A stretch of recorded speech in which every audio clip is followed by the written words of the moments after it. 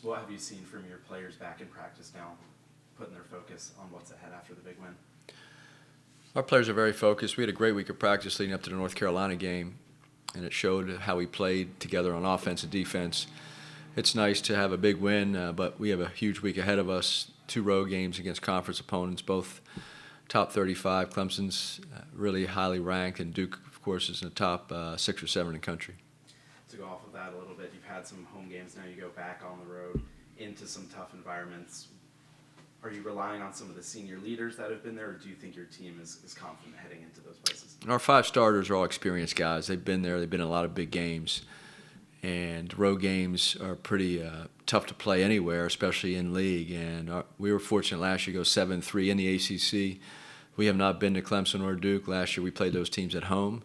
So we'll be new arenas. Boopy obviously has experience because he's played in the ACC for a couple of years. But we're looking forward to it. Clemson is a really hard place to play. I coached in the ACC as an assistant coach at Florida State for 5 years, so I know how challenging Little John Coliseum is. And, of course, Cameron is equally or even harder to play in. So we're looking forward to it. It's a great challenge against 2 quality teams. The North Carolina game continued the trend of getting off to that hot start, went up 13-4, I believe. What do you attribute the team's confidence right away to? It starts with defense. They came out. Boopy got the steal first play of the game, and then we double-teamed and got to travel. So defense, we very proud of our players. Our defense was outstanding most of the night. In fact, Carolina made some tough shots at the end of the shot clock to enable them to score over 80 points.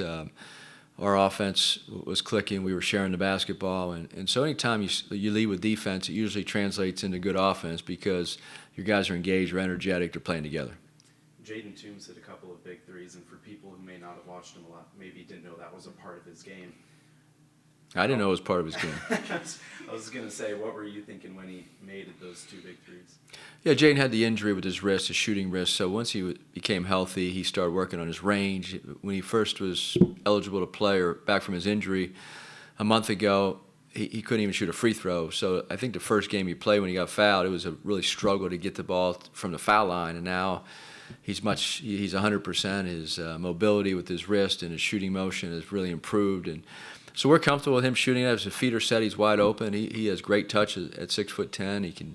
You see it in the lane. He's a good foul shooter. So his 3-point shooting, as long as our feeder set and it's the right time and right place of the game, we're fine with it. Now that you've had a few games where everyone's been available, do you feel that the team is just more confident and comfortable with whoever's on the floor? I think so.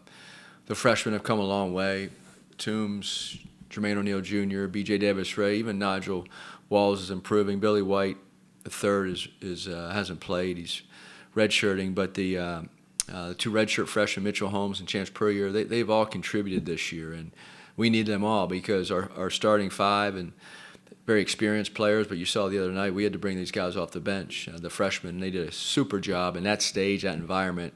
B.J. Davis-Ray made that big 3 in the corner, and, of course, Toombs had 12, and Jermaine, coming off a 21-point game, the game before, was really outstanding on defensively against North Carolina. And so they're comfortable on the floor, but after that 4-game road stretch, do you feel like the team is bonded more as well, just off the court as a group?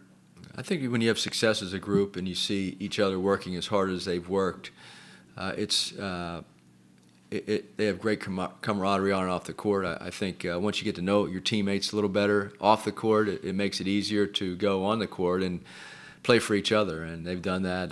They're a pretty tight group. The freshmen, the 5 true freshmen, the 18-year-old guys we have are very, very tight, and once the upperclassmen took them in and showed them what college basketball is all about. Our practices are very competitive, energetic, but you see that mutual respect from everybody on the roster. Boopy now has emerged nationally as one of the premier point guards. Where have you seen the most growth in his game from last year to this year? Decision-making. Last year he was good, not great at times. He took some tough shots, probably shot the ball when he should have passed it. When he was sped up last year, sometimes you make mistakes. This year has completely changed. He's shooting the ball at the right time. He's making plays for his teammates, averaging over 7 assists a game, which is top 5 or 8 in the country. He's scoring 20 points a game on very efficient shooting, and that comes from decision-making. It comes from changing speeds, changing directions, and when you do get sped up, being able to make the right play. And that's the biggest thing for these young men. When you come into college and the athleticism and the speed of the game is so much different, he has really controlled his pace and the ability to think while he's doing his crossovers, step backs, and every other move he has. And so he was really fun to watch on Saturday, but he's been great all summer, all fall. He's been terrific. He's really improved from last season. And a similar question for Samet. Didn't have his absolute best game against North Carolina, but still felt like he had an impact in the game. Where have you seen his growth? He had 3 assists and rebounding, controlled the paint, very good defensively. To hold that front line to inefficient shooting and the lack of rebounding that they had, especially on the offensive end, that means Samet did his job. And we combined Toombs with 12 points, and Samet doesn't have to score to be effective. He missed a couple easy shots, probably was fouled on a couple of those shots in the lane, and he just needs to keep playing. He's certainly improved. You've seen that throughout the season. He's finishing a lot better, and we're going to need him Wednesday and Saturday.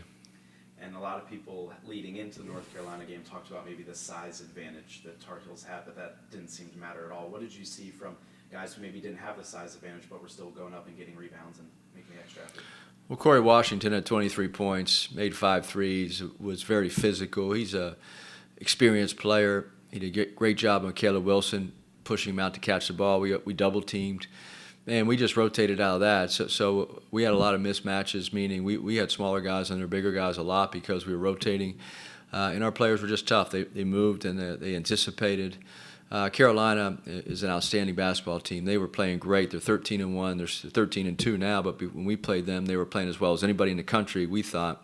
And their front line was as good as any front line we've seen in the United States. So credit to our players to step up to the moment and compete. And we play another great front line in the next 2 games, so it doesn't get any easier.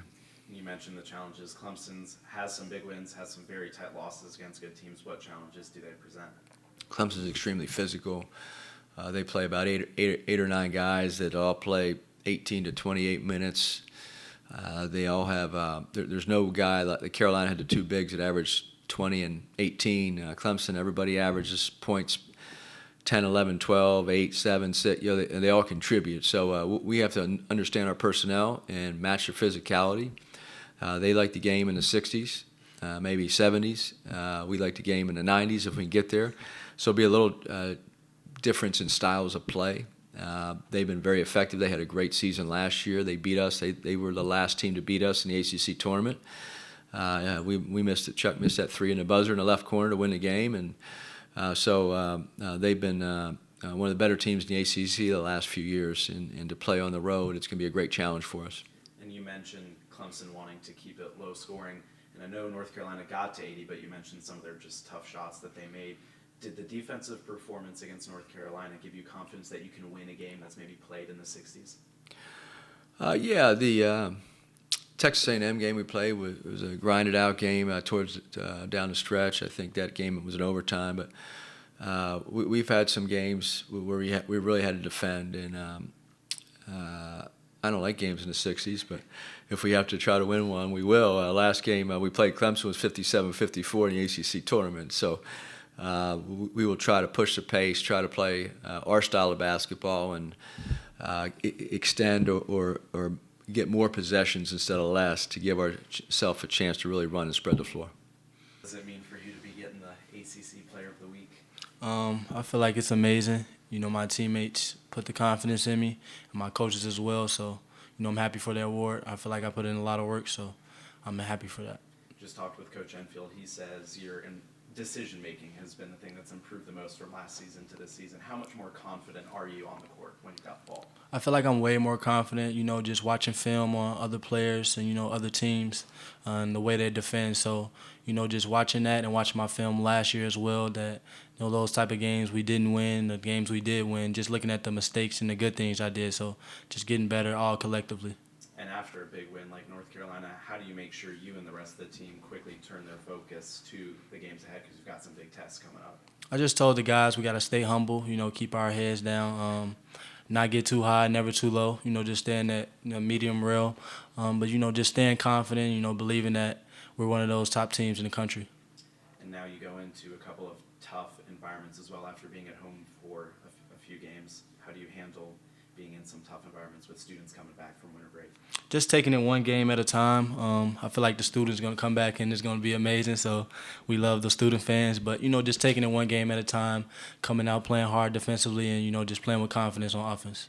And people talked ahead of the North Carolina game about maybe the size advantage they had, but you guys overcame that with your speed and athleticism. Is that you guys playing your style of basketball and hoping to do that the rest of the season? Yeah, I feel like size doesn't matter at all. You go out there and play hard and be you and be confident. You can do anything.